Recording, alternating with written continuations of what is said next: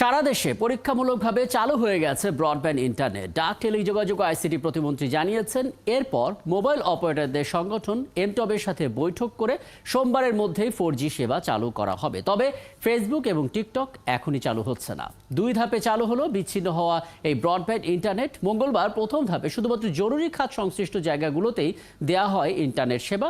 পরদিন দেশ জুড়ে চালু করে দেওয়া হয় এই ব্রডব্যান্ড সেবা। তবে মোবাইল ইন্টারনেটের জন্য অপেক্ষা করতে হবে রোববার পর্যন্ত। যারা ইতোমধ্যে বিভিন্ন মেয়াদের মোবাইল ডেটা প্যাকেজ কিনেছেন তাদের ক্ষতিপূরণের বিষয়টিও সেদিন জানা যেতে পারে।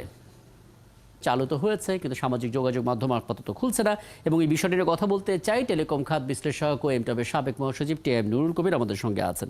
জনাব টিএম নুরুল কবির, আপনাকে আমন্ত্রণ জানাচ্ছি এবং ধন্যবাদ জানাচ্ছি। আশা করি আপনি আমাকে শুনতে পাচ্ছেন।